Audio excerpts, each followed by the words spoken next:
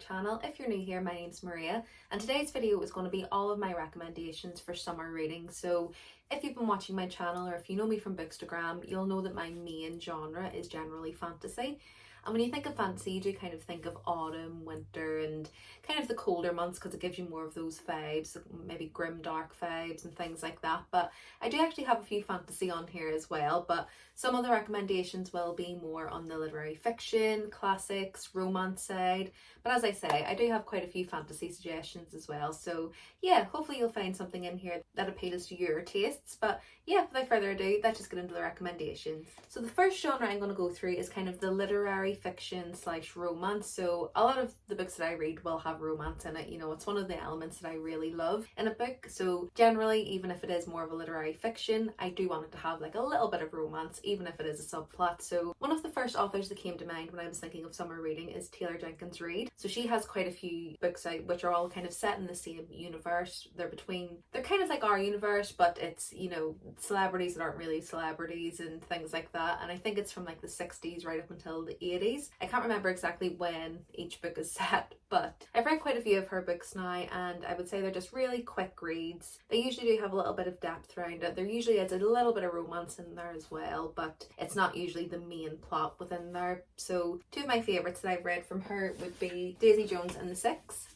and Evelyn Hugo, The Seven Husbands of Evelyn Hugo. So these would be my kind of joint favourites. I would say that Evelyn Hugo is just slightly better for me personally, but I'll explain why I like both of them. But basically, Daisy Jones and the Six follows, it's kind of like based off, I believe, Fleetwood Mac and kind of their rise to stardom. I believe this one is supposed to be set in the 60s or 70s, but it's basically following this band. This band gets together, they get a new singer who is Daisy, and it's kind of following them along their journey with that. Now, the way that this book is told is through interviews. So when you read through it, I believe it's all kind of just what they're saying about their experience. So it's a bit of a different format than, you know, you might be used to. I actually found the audiobook of this one really, really good. The narrator's done an amazing job in really bringing this story to life. I'm not sure how much I would have enjoyed it had I just read the book, but as I say, I read it with the audio as well, and for me it just really enhanced that reading experience. And I haven't watched the TV show yet. I do need to watch that, but I've heard that it's really good and it's been a really good adaptation. So if you haven't watched it like me, then it might be an idea to read the book first and then watch the TV show as well. But yeah, this one definitely gives summer vibes, you know, festival kind of band vibes and things like that. So yeah, I would highly recommend this one. And then Evelyn Hugo is on a completely different strain. This one for me was much more emotional, I would say, and kind of got me in my heartstrings a bit more. I mean, Daisy Jones and the Six does have a few moments where it will get you, but for me this one was a slightly more emotional one. So this kind of follows, initially in this one we're speaking with a reclusive old Hollywood actress. I think this one might have been set from like the 60s or something like that as well. So it's kind of like an old time Hollywood, if you think kind of Marilyn Monroe, that type of era. It's following an actress from that time, and essentially she's been a recluse for years, and she invites this one person to come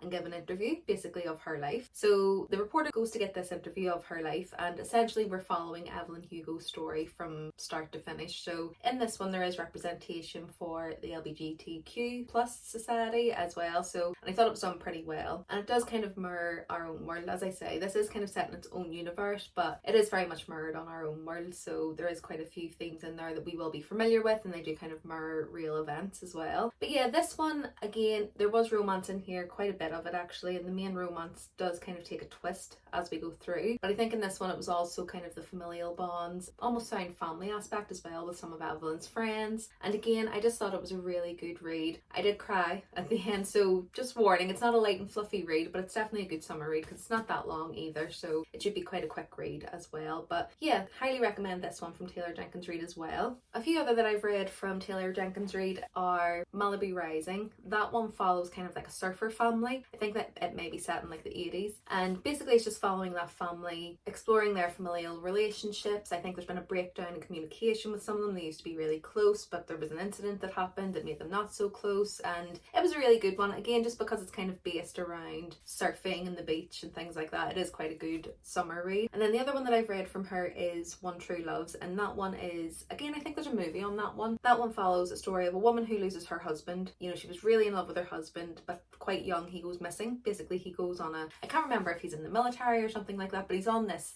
trip and essentially gets lost at sea. So she meets someone else, but then he actually comes up and isn't missing. And then, kind of the confusion there about whether she should stay true to her first love or this new person that she's now with. So again, it does get quite complicated, but it was quite a good read. It probably wasn't my favourite out of the Taylor Jenkins Reid books, but it was certainly still up there with an enjoyable read, probably around a 3.5. So yeah, those are the 4 that I would recommend from Taylor Jenkins Reid. So the next author I would recommend is Emily Henry, and I mean, I'm probably a bit late to the game on this one, but Emily Henry is kind of a recent favourite author for me. So I had read Book Lovers last year. Book Lovers is following 2 main protagonists whose names are escaping me right now, but one is a literary agent and one is an editor, and essentially they've met 1 or 2 times and they don't really get along. The main female protagonist's sister is pregnant and she decides to go to this small town for like her last hurrah before she has this next baby, because her life will change, she won't have time to have trips or anything like that. And our female protagonist goes with her sister to this small town to on a last sister's trip essentially, and lo and behold, in that small town a certain literary agent who she doesn't have the best relationship shows up, and it's just small town vibes, explores sister relationships, explores the publishing industry and things like that. So it was quite interesting. Again, it kind of set at about a 3.5 for me. It was very enjoyable. I did actually like the romance. I did like the way that she explored the sister relationship as well, and there's a couple of bookstores in there, coffee shops, things like that. Definitely gives small town vibes. So yeah, would highly recommend that one. But the ones that I really love from Emily Henry have been Beach Read. So I read it recently, and it follows a female protagonist who is a writer, and essentially she has an incident that happens in her life and she's finding it hard to write her normal genre. So she would normally write rom-coms with happily ever afters, but her father passes away and she basically finds out that their life may not have been as perfect as she thought. She's got writer's block and she doesn't know how to start her next story. So she goes to this beach house that her father has basically left her in his will to see if it will ignite some of her writing flow. And when she's there, next door she has a neighbour who is also a writer. Turns out to be someone that she went to college with, and again, it's one of those ones where it's kind of probably put as rivals to lovers, but essentially they didn't really get on when they were in college. He's wrote a book, but his books are usually a bit more dark. Usually they don't have a happy ending, and he doesn't really believe in happy endings either. So they both have writer's block, and essentially they decide that they will try and write each other's genre to see if it will help them get the creative juices flowing again. So yeah, it's just following them along in their journey with that. Again, it is a small town vibe. You do get the romance in there, but with Emily Henry I would say that there's a bit more depth in there as well. So yeah, it's not just centering the romance, but the romance in that one is actually pretty good. So I definitely recommend that if that's more what you're into. The next one I've read from Emily Henry is Happy Place, and if you've watched my last reading vlog, you will have seen that I absolutely adored this one. I gave this one 5 stars, and again, it's just because I think Emily Henry's writing is really beautiful. I do think that she explores themes of grief and interpersonal relationships in a really beautiful way. So this one follows 2 main protagonists who were previously engaged. They have broken up at this point, but essentially they have a group of friends who every year they go to this cottage. One of the friends owns it, or their parents own it, and essentially they go to this cottage every year for a group holiday, and they don't want to let the group down, they don't want to let their friends know that they're not together anymore, so they decide for one last time they'll go on this holiday, and then they'll tell their friends after that obviously they've broken up. So yeah, it kind of follows the couple together. It gives you do get a dual timeline, so you get what's happening today, and then you also get the timeline of how they met and how their relationship started. So sometimes I'm not always a huge fan of dual timelines, but with this one I did really enjoy it. I think it helped to add context into why they are where they are, because it is a book of miscommunications and we do all hate that, but with this one it did make sense in terms of miscommunications and in terms of why they maybe didn't want to confront the things that they needed to confront. But yeah, I just thought this one was really good. I don't think it's too long. I think it's around 400 pages, and this might be a few more pages because this is the large print one. I got it in the airport, so it's quite a short read, but I do think that it just made me feel a lot of feelings. I think the way that Emily wrote it was really good. So yeah, this would probably be my top recommendation for Emily Henry. And then going on a similar strain, I would say that Christina Lauren, again, this is the only book I've read from Christina Lauren, but this one is definitely one that I would recommend for the summer. Again, I will warn you, it did make me feel a lot of things. This one did make me cry, so I would definitely just put that out there. But it is another short read. I think it's only 300 and something pages. If you're into audiobooks, the audiobook at the speed I was listening to was around 4.5 hours. So yeah, this one we follow our main protagonist Macy, who is about to get married. She's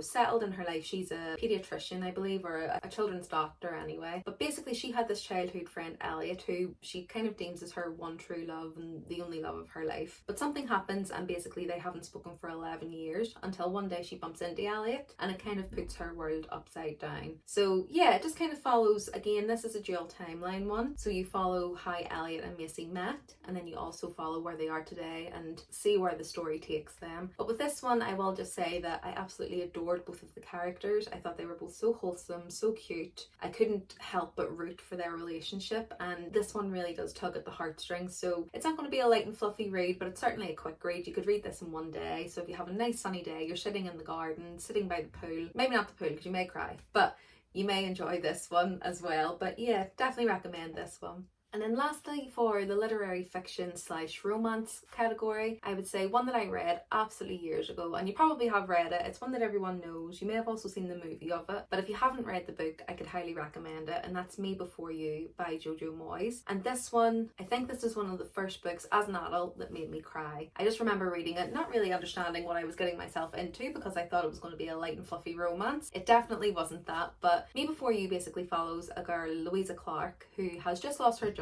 She's down on her luck and she doesn't really know what she's going to do. So she's looking for a job, and a job comes up as basically hired help for a man called Will Trainer. Basically, he used to be a motorcycle, I'm not really sure what you call him, a motorcycle competitor. I'm not sure what the word is for that, but he used to race motorcycles, and a motorcycle accident kind of left him paralysed from the waist down, and essentially she is going to be his hired help, so helping him around the house, cooking his meals, helping him as he needs it. So she gets this job, and essentially it's really interesting how the dynamics works for them. It's definitely a grumpy sunshine. Louisa is, colourful and happy and optimistic. Will is definitely more on the grumpy side and pessimistic, and you can kind of understand why, obviously with his history. And just watching their relationship grow and watching how their dynamic grows as well was just really beautiful to see. And yeah, I think just this one, it will tug on your heartstrings. It will probably make you cry. If it made me cry, I'm not a huge crier at books, but it definitely made me tear up. So yeah, pre-warning on that one, but it was a really good book. I actually do want to continue on with the series because there is a series of kind of following the story along. I think there's like 3 or 4 books now, but yeah, I've only read the first book, but I definitely recommend it for a summer read.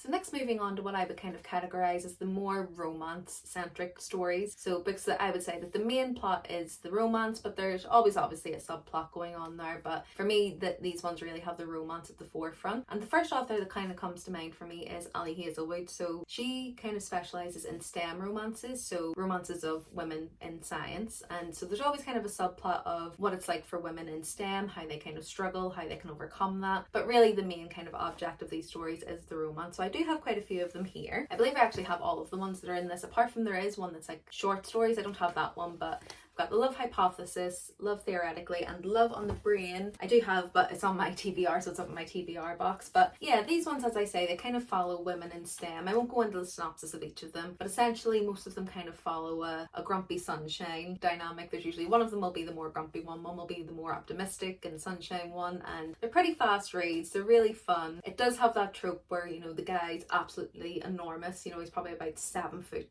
or something like that. Shoulders as broad as whatever. But I find it really fun. I find it really entertaining and really quick and easy to get through. So these are ones that aren't going to pull at your heartstrings as much, but they're definitely fun reads. They're really good reads. I think her writing's pretty good as well. And I do think that representation of women in STEM is really important. And I do like that she kind of concentrates on that as well. So yeah, would highly recommend these ones.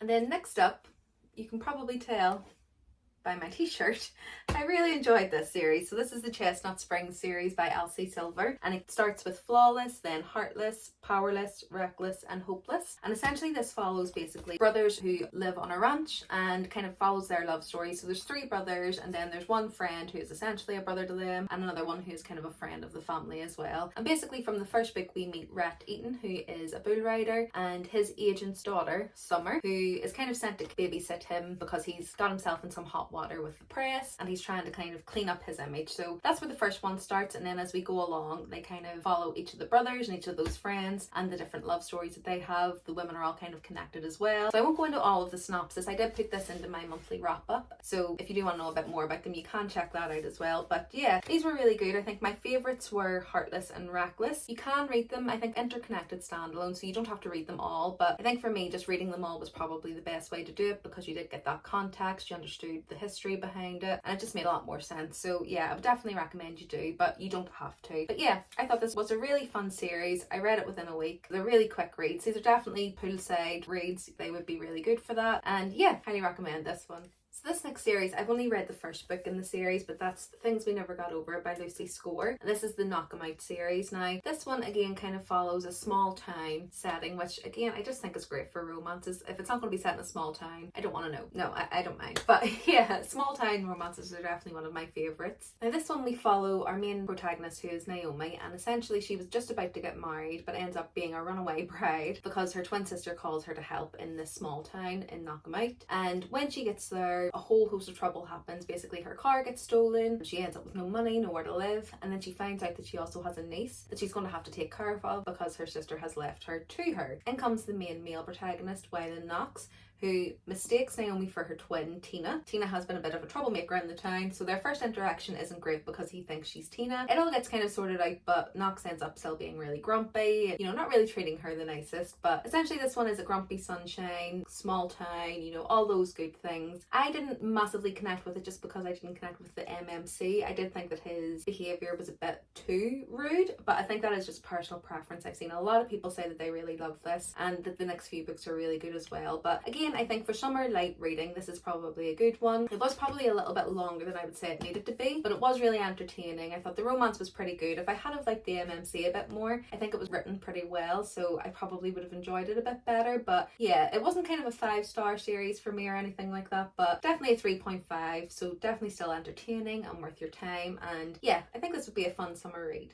So now for my fantasy recommendations, and while, as I say, fantasy does kind of make you think of the colder months, there are quite a few here that I've read that I do think would be great summer reads. They have the summer vibes and they're not kind of set in a dark, misty kind of setting. So yeah, I think there's quite a few here that we could go through, and the first one that I'm going to mention, you probably have read it. You will have heard of it. You will have seen it. It's A Court of Thorns and Roses by Sarah J Maas. Now, in general, I would say that this series probably is more of a late summer, autumn, winter read, but I think this first book, so A Court of Thorns and Roses, is definitely one that I would read in the summer, and I think I actually started it in the summer when I read it. So essentially this one follows our main protagonist Feyre, who is from a human family, and basically they used to be quite well off, but circumstances happened where her mother passed away and then her father has lost his job as well, so they lose their riches. So at the moment they're kind of living in squalor. Feyre is the only one within the family who is willing to go and hunt. She has two sisters who don't really treat her very well.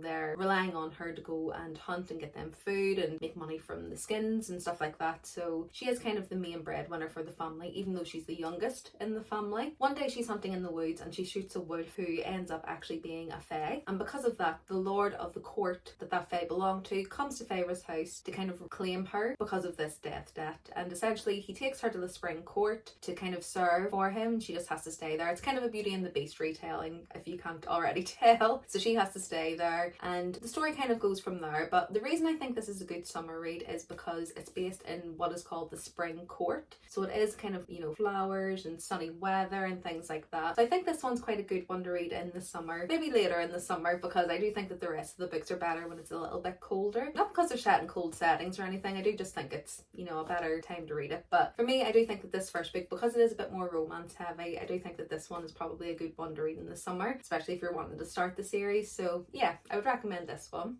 The next one I would recommend is The Bridge Kingdom by Danielle L. Jensen. Now this is the Fairy Loot edition, so it is really pretty. And basically this one, just the setting of this, I always imagined it as quite a sunny, bright place. It's not set in winter or anything. And I think there's a few scenes that are kind of within like a desert setting as well. So I think this one would be good for the summer, and additionally because it is quite romance heavy. So this one we follow our main protagonist Lara, who has basically been brought up her whole life to be trained as a kind of a warrior, an assassin, because there's a treaty between her kingdom and another kingdom, the Bridge Kingdom, which means that she will have to eventually marry the prince of that land, and he is, has been told to her to be evil and like a dictator and has nefarious ideals. So she's very much behind this. Her, and I think she has, I'm not sure exactly how many sisters, but there's about 10 sisters, have basically been brought up their whole lives to become this tool or weapon for their kingdom, and whoever kind of comes out on top will be the one who's sent to this Bridge Kingdom to marry the prince, fulfill the treaty, but then eventually they will have to kill him. So Lara ends up on top. She is sent to the Bridge Kingdom, but when she gets there and she meets Aaron, who is the prince of the Bridge Kingdom, she starts to figure out that what she's been told in her life may not necessarily be true. So she does have some conflicts within her mind about her mission, and the story kind of goes from there. But this one I just thought was really good. Again, it's not a hugely long read, so I do think it's a good summer read. The setting does kind of fit with a summer read as well, and because this is a lot more romance heavy, it's not going to feel as dense as some of those more high fantasy reads as well. And I think just Danielle L. Jensen's writing's really good. This whole series is actually a really good series for summer reading. So the Bridge Kingdom and the Traitor Queen are kind of a duology. They follow one couple, but then it does have another interconnecting series which kind of happens around the same time, which is The Inadequate Heir and The Endless War, and it kind of follows Lara's brother and another heir to another kingdom, and kind of a story that's going on at the same time as them. So there's 4 books in the series so far, and I've loved every single one of them. I can't wait for the next one to come out, which follows Aaron's sister. So yeah, I think eventually there's going to be 5 or 6 books in the series, but so far I've loved all 4 of them, so I think this would be a great summer read. Next up is one of my all-time favourite reads, and I do think that this series is one of the most underrated series ever, basically, because it's one that I see hardly anybody talk about, but it's one that it literally lives in my brain rent free, and that's An Ember in the Ashes by Sabaa Tahir. So this one, I think this is a good summer read because the basis of this is kind of around ancient Rome and Greece, and you know, a lot of that kind of military setup, and I think a lot of the settings are again kind of akin to that, so kind of like warmer kind of desert settings. So this one we follow the main female protagonist is Leia, and she is what is called a scholar within this world. Now the scholars are kind of like the lower class within this world because it's ruled by a military establishment. Leia's brother at the start is arrested by this military group because he was part of a rebel group who was rebelling against the military force, and basically she goes on a quest to try and retrieve her brother from the military establishment. Now there we do have Elias, who is basically the son of the commandant of this military establishment, and basically he's part of a military academy where they fight to see who will become the next martial emperor. But he is quite unwilling, secretly unwilling, obviously because of his mother being the main commandant of this military establishment. He does have to keep that hidden. Leia and Elias do cross paths. It's kind of a forced proximity / unwilling allies story, and there's 4 books in the series altogether. Again, this one's going to make you feel. This one's probably going to make you cry at parts, but I do just think if you were going to read it, kind of the summer, warmer setting is definitely the best time to read it. It is YA, but don't be fooled to think that that means it won't cover some dark themes. But yeah, I think just because of the setting, because of where it is and things like that, it's definitely one that I would recommend that you could read in the summer as well. So yeah, anytime I get to recommend this book I will, so I'm adding it to the list. So the next one, I don't have my physical copy. My sister did borrow it. I'm not sure she's read it yet. It's been quite some time, but it's Daughter of the Moon Goddess by Su Lin Tan. And this one, I just think the setting again is just a bit more of a summery setting. You know, you think of a lot of flowers and things like that. And this follows our main protagonist, Xing Yin. I believe I'm pronouncing that correctly, Xing Yin. And basically her mother is the moon goddess within this kingdom, and she was exiled there because she stole the elixir for immortality. Now the Celestial Kingdom, which rules this kingdom, don't know about Xing Yin, and she has been hidden all of her life from the emperor, but she does end up actually having power, and when it flares, she ends up getting exposed to the emperor, so she has to flee her home. As she does that, she goes on a journey and actually ends up at the Celestial Kingdom and trains with the emperor's son. And this one is kind of a story between forbidden love. You know, she's training there with the emperor's son, who is basically what we would imagine her enemy, or he should be her enemy, and it's just kind of following her journey there as she trains to become a warrior with them, and then, you know, kind of waiting to see if she's going to be exposed. So I think this one was a really good one. It's a duology as well. It is said to be adult. I would say it reads more YA, but it was still a really good series. It was quite a fun and quick read, and there is a bit of a love triangle in there as well, but I won't say too much about it so it doesn't give any spoilers. But I was quite happy with the way that the duology ended, but I know that some people weren't. For me, I was happy enough with the ending because I think it was a little bit more unexpected. I really loved this one because it was based on kind of Chinese mythology, so always love anything that's kind of based on fairy tales, folklore and mythology, and I just thought this one was really rich with that. I thought the writing was really good. I thought it was really scenic, the way that the author set up the setting. I could kind of really imagine all of the settings as she was describing them. So yeah, I would definitely say that one's a really good one to read. It's a really quick duology and definitely more suited for the summer months.